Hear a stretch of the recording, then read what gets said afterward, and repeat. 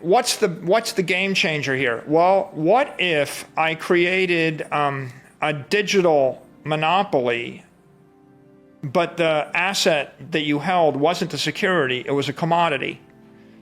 Bitcoin, remember I said, it's like a digital monopoly. It's like the Google of money or the Facebook of money, but there's two ways that it's better.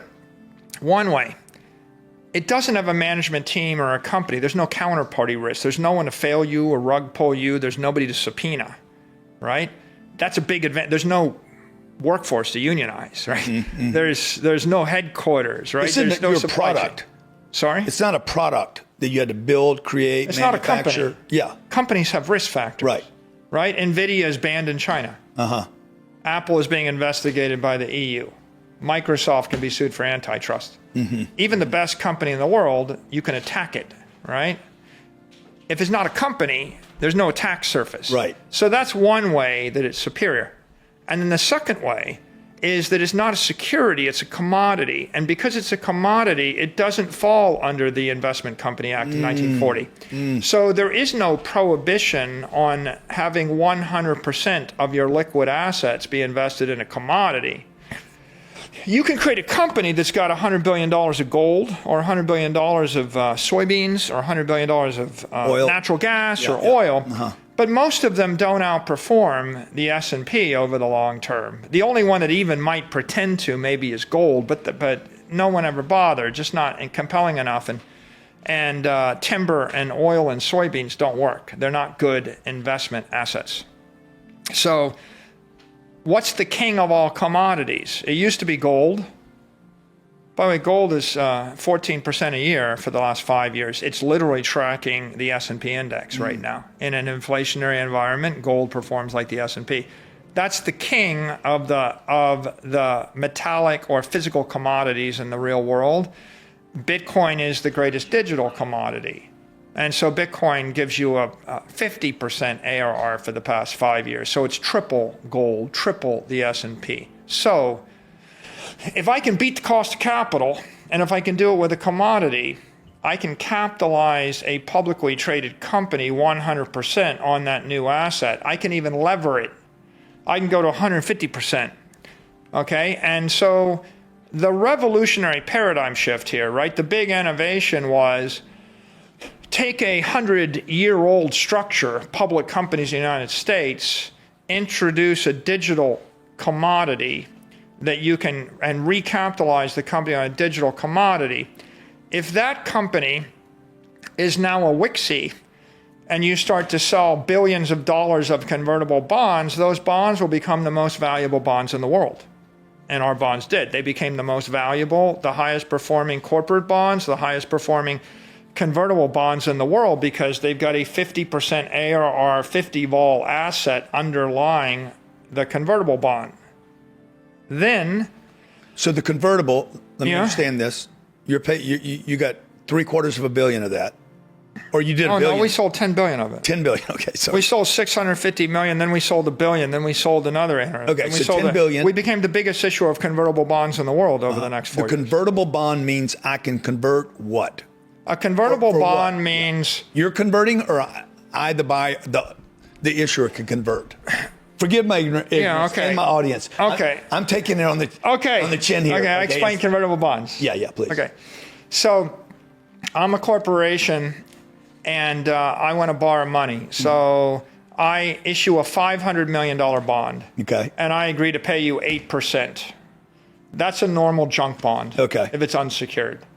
If I give you security, a lien on all my assets, it's a secured bond. Maybe I pay you 6% then. You'd pay a lower because it's secured. But what if I don't want to pay 6% or 8%? What if I actually want to pay 1 or 2%? Okay. There's another group of buyers of bonds. They're convertible arbitrageurs or convertible bond investors. I can sell a $500 million bond to a convertible bond investor where I pay them 1%. And you're like, well, why would they take 1%? It's because I agree to pay you back the $500 million in 5 years, either in cash or in equity at the time.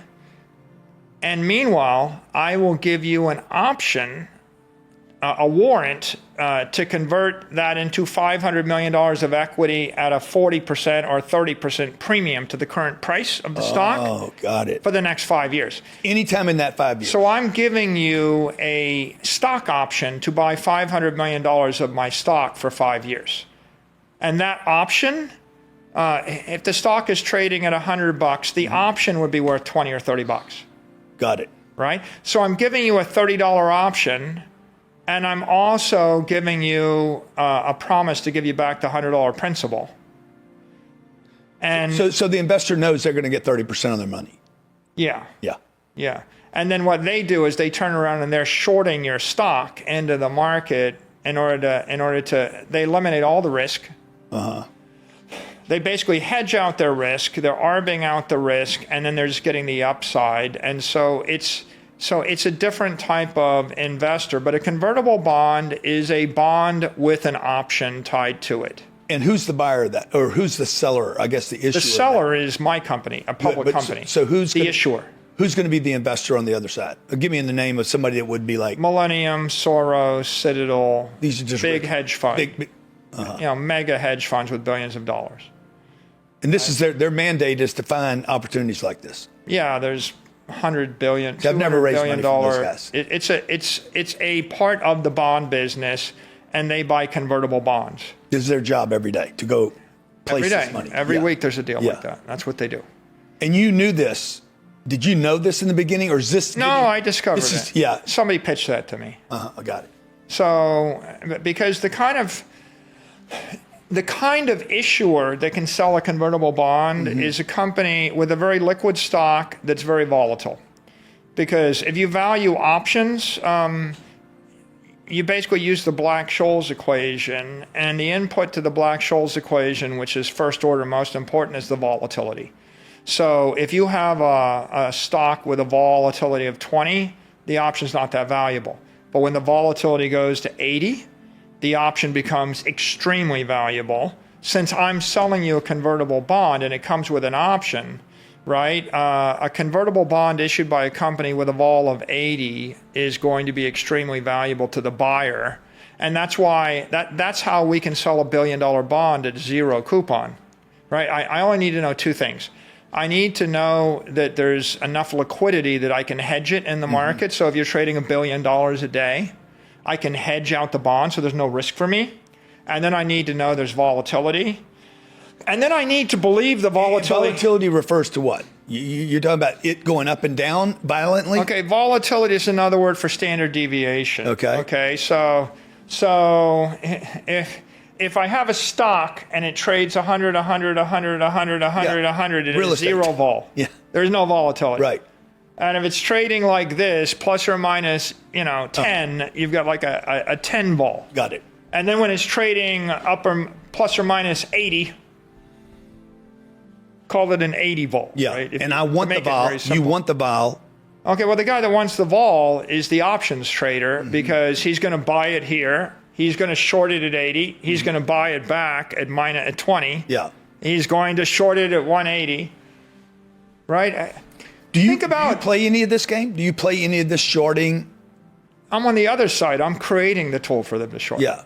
This is where the offerings came. I mean, Grant, think about a roller coaster, right? I mean, I hate to think about them, dude. Okay. I can't invest like this. But the point is, when you go to an amusement park, you want to go on the roller coaster ride. Yeah. If the roller coaster doesn't do this up and down and go fast and but I give don't you like G's, doing that when I invest. That's why it's not fun though. Yeah. It's not fun. So I got enough drama in my life though. Yeah, well, but the point is, there's two types of investors. There's the investors that actually trade the volatility. They need the volatility. And then there's investors that just want to get wealthier with no risk, no volatility. That's a different type of investor. If you want to actually serve the latter, you have to understand the former because you're in this system together. You're providing a product over here for these guys. So my point is, we created a company. We plugged a highly volatile asset, Bitcoin, that was 50 vol. It was growing up 50% a year with 50 vol. So call that a 50-ton flywheel spinning 50 RPM. Okay, right? Can you imagine a 50-ton weight spinning 0 RPM? That's just a sculpture. Right. Right, in your backyard, Good that's just a heavy sculpture. Got it. But if I shape it like a flywheel and I spin it 50 times a minute, that's a dynamo, right? That's a generator. I can generate power off of that. If I put that on the back of a train and the train goes 50 miles an hour, there's a lot of energy in that system, right? So what I did is I put an asset going 50 miles an hour, spinning 50 times a minute, and then the issue is how much weight is it? Well, the number of dollars of capital. If you have $1 billion of capital spinning at 50 vol, appreciating at 50% a year, that's a lot of energy. But if you have $10 billion of capital, that's 10 times more energy. Right. You get $100 billion of capital, that's 100 times as much energy. So we put that dynamo, we put that asset, Bitcoin, in the middle of the balance sheet of the company. And at that point, that creates liquidity and volatility, and we became the most volatile stock in the S&P index. We're not in the S&P, but we became more volatile than every stock in the S&P. You were up this last quarter to be in. Yeah. They passed you up, huh? Yeah. Little chip on your shoulder. Different story. Yeah. No, I'm We'll good. do that later. It all works. So how do I do this? How do I do this dynamo? How do I create this? How do I take this real estate that's very heavy? This is why I told you, put a huge amount of Bitcoin in the company. Okay, we're doing that. Right? If you take a company with $1 billion of real estate and you can bolt on 500 million of Bitcoin, it's all of a sudden got a dynamo. If you bolt on $1 billion of Bitcoin, right? Now you've got a digital real estate company. You take that public, and that's going to have a lot more liquidity, a lot more volatility. Now you can sell a convertible bond, and you can use the convertible bond proceeds to finance whatever you want inside the company. So you get cheap cost of capital, right? Let me just finish my story, please, right? Please. Right. So after the company discovered the convertible bond market and we started to feed it, we discovered the ATM market for equity. Right. And so we created an ATM, and most companies would never have a reason to sell equity. They're buying their equity. We became the first big, well-run company with a reason to sell the equity. If the equity is valued at more than the underlying asset, so if we're trading at 2 times NAV, right?